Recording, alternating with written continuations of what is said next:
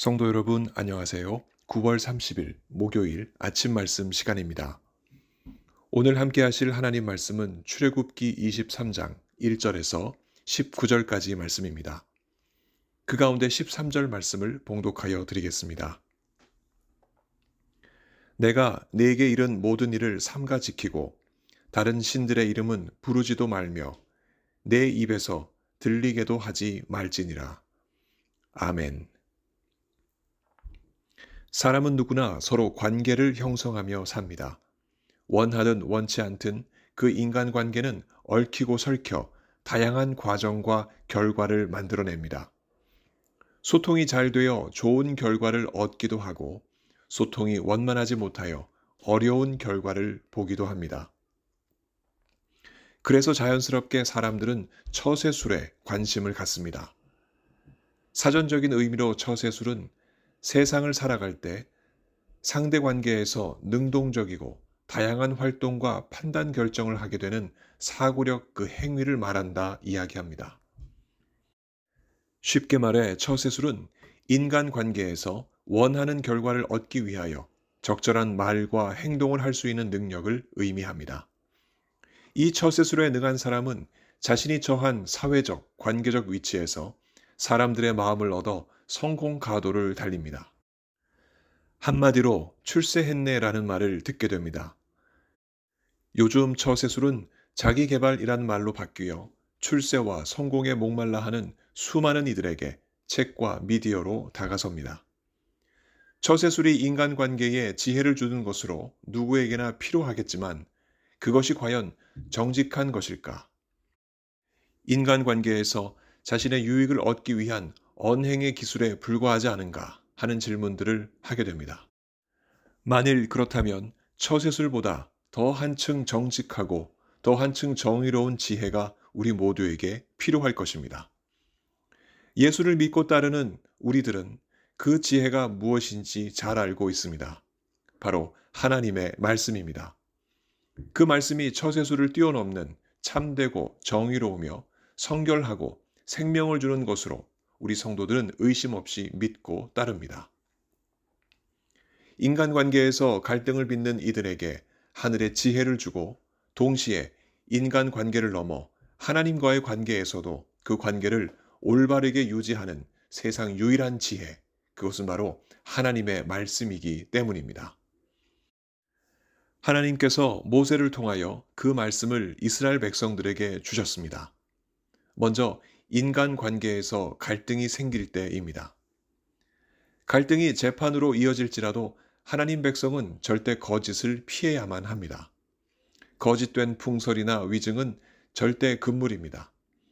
상대가 가난한 자라고 해서 한쪽으로 치우쳐서도 안 됩니다. 혹 상대가 뜻하지 않은 불행을 만났을 때 그를 도울 수도 있어야 합니다. 예를 들어 상대가 소유한 소나 나귀가 길을 잃고 헤매는 것을 보거나 상대의 나귀가 넘어져서 실려진 짐이 땅에 쏟아지는 것을 볼 때면 거참 잘됐다. 속 좀 쓰리겠다. 천벌을 받는구나.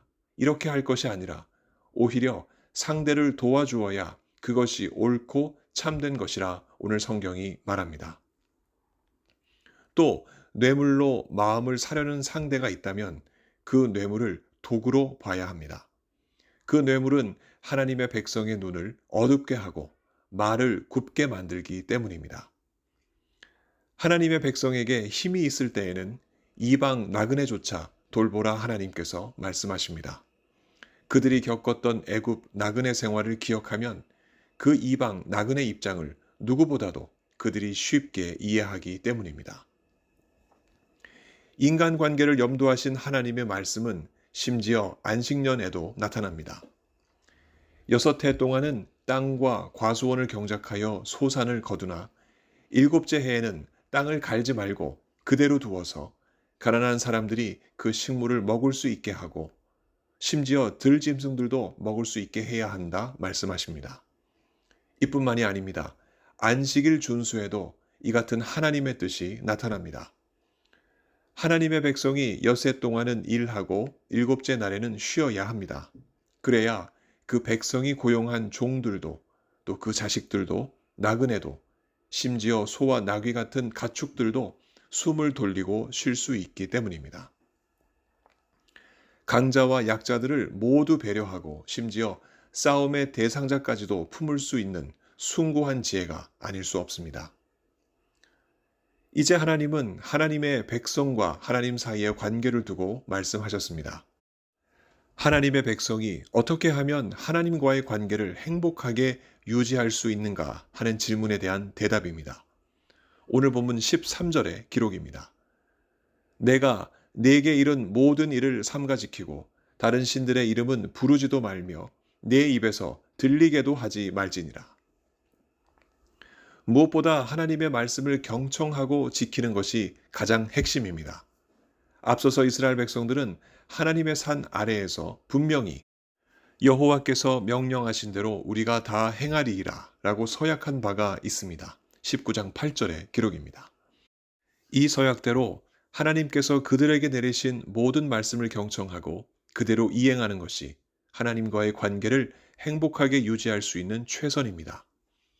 이러한 관계 유지를 위하여 이스라엘 백성들이 다른 신의 이름은 부르지도 말며 그들의 입에서 들리게도 하지 말아야 하는 것은 지당한 말씀입니다. 한 번이라도 어기는 즉시 행복해야 할 하나님과의 관계는 떨어뜨려 깨지는 유리그릇처럼 산산이 부서지는 결과를 낳습니다. 이후에도 오늘 본문에는 이스라엘 백성들이 하나님과의 관계를 친밀히 지켜나가기 위해 지켜야 할 목록들이 등장합니다. 이스라엘 백성들이 한 해 동안 지켜야 할 세 번의 절기, 곧 첫째, 무교절 혹은 유월절과 둘째, 맥추절 혹은 칠칠절, 혹은 오순절과 셋째, 수장절 혹은 초막절을 하나님께서 꼭 지키라고 말씀하셨습니다. 또 희생제물을 드릴 때 지켜야 할 규례와 토지에서 거둔 첫 열매를 하나님께 드려야 할 것과 염소 새끼를 그 어미젖으로 삼지 말아야 할 것들을 하나님께서 말씀하셨습니다. 이 같은 하나님의 말씀은 이스라엘 백성들이 가벼이 여길 것도 부담스레 여길 것도 아닙니다. 하나님과의 관계를 생명력 있게 유지할 수 있는 하나님께서 주신 천상의 방법이니 믿고 따르는 것이 기쁨이요 감사일 뿐입니다. 하지만 그들은 하나님의 백성이지만 이후 그들의 역사를 보면 실상 그 속은 간사하여 천상의 방법보다는 지상의 방법에 매력을 느꼈습니다.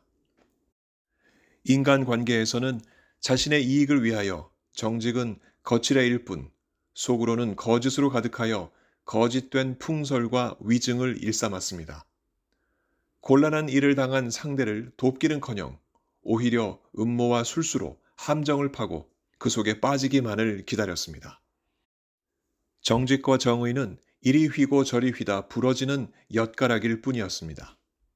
하나님과의 관계에서도 겉으로는 안식년과 안식일을 지키고 연중 3번의 절기와 희생제물 처리 규정, 또 첫 열매와 어미젖으로 그 새끼를 삶지 않는 규정 등을 빠짐없이 지키는 것으로 보였을지라도 그 속마음은 우상을 향했고 순종 없는 제사를 하나님께 드리며 교만한 생각으로 가득했습니다.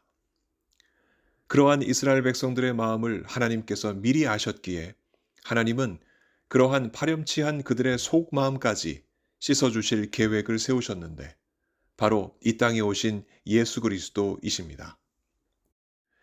인간은 아무리 지혜를 짜내고 지식을 쌓아서 서로를 교화해도 인간끼리의 관계에 진정한 평화와 생명을 주지 못합니다. 인간의 역사 자체가 싸움의 역사인 사실이 이를 증명하지 않겠습니까? 아주 작은 칼부터 대규모 살상 무기와 핵무기로 그리고 돈으로 끊임없이 뺏고 빼앗기는 인간들이 도대체 언제 서로에게 평화와 생명을 약속하고 이행할 수 있겠습니까? 더 나아가 하나님과의 관계에서 회복과 생명은 꿈조차 못 꿉니다. 깨어진 하나님과의 관계를 과연 누가 염원하며 회복을 위해 숭고한 희생을 하겠습니까? 한다 한들 그의 희생이 정말 하나님과의 회복을 온 인류에게 가져올 그 능력이 있겠습니까? 전혀 현실성이 없습니다. 이를 아신 하나님께서 친히 성자 예수 그리스도를 이 땅에 보내신 것입니다. 예수께서 선포하신 그 복음이 사람과 사람 사이에, 사람과 하나님 사이에 사랑을 회복시켰습니다. 그리고 화평과 생명을 가져왔습니다. 그 회복은 이스라엘 혈통을 넘어 세상 모든 민족과 족속들에게 퍼졌고, 이 믿음을 가진 사람들 사이에는 예수라는 생명의 띠로 서로 사랑하고 돕는 역사가 일어났습니다. 뿐만 아니라 이 사람들이 서로 다른 언어로 동일한 하나님을 예배하고 그 말씀을 듣고 순종하는 역사가 일어났습니다. 사람과 사람 사이이든 사람과 하나님 사이이든 그 관계를 소통케 하시는 것이 바로 예수 그리스도이십니다. 성도가 서로를 향해 또 하나님을 향해 소통의 끈으로 붙잡아야 할 것은 그래서 예수 그리스도이십니다. 그분의 말씀은 복음이요, 복음은 곧 하나님의 말씀입니다. 내가 네게 이룬 모든 일을 삼가 지키고 다른 신들의 이름은 부르지도 말며 내 입에서 들리게도 하지 말지니라. 이 말씀은 세상 어떤 처세술을 능가합니다. 우리가 평생 가슴에 품고 입술로 아멘하며 살아야 할 주의 말씀입니다. 이 말씀을 청종하여 우리 이웃을 사랑하고 이로써 하나님을 사랑하는 복된 우리가 되도록 성령님께 간구합시다. 오늘 이 같은 은혜 주시길 예수 그리스도 이름으로 간절히 축원합니다. 함께 기도하시겠습니다. 사랑이 많으신 하나님 아버지, 늘 언제나 그 큰 사랑으로 저희들을 붙잡아 주시고 또한 함께해 주시니 너무나 감사드립니다. 이 한 세상을 어떻게 살아가야 할까? 세상에 많은 처세술이 있으나 오늘 본문을 통해서 다시 한번 하나님의 말씀을 생각하고 의지하게 하시니 또한 감사를 드립니다. 주의 거룩하신 말씀을 따라 이웃을 사랑하고 또한 하나님을 사랑하는 저희 모두가 될 수 있도록 오늘 하루도 우리 가운데 역사하시고 함께하여 주시옵소서. 몸이 아프신 우리 성도님들, 그리고 수술하신 우리 성도님, 주님께서 함께해 주시고 그 아픈 몸과 마음 어수속히 회복시켜 주시고 건강한 몸으로 주님을 섬기실 수 있도록 우리 하나님 역사하여 주시옵소서. 삶의 크고 작은 많은 일들로 하나님 앞에 간구하는 하나님의 종들, 오늘도 그 간절한 기도를 들으시고 하나님 응답하셔서 평생에 함께 하시는 하나님의 놀라운 은혜, 오늘도 풍성히 누리시게 하여 주시옵소서. 주께서 오늘도 택하신 귀한 백성들과 함께 하심을 믿사오며 감사드리며 우리 구주 예수 그리스도 이름으로 기도하옵나이다. 아멘. 성도 여러분, 오늘 하루도 이웃을 사랑하시고 하나님을 사랑하시는 복된 하루 보내시기 바랍니다. 감사합니다.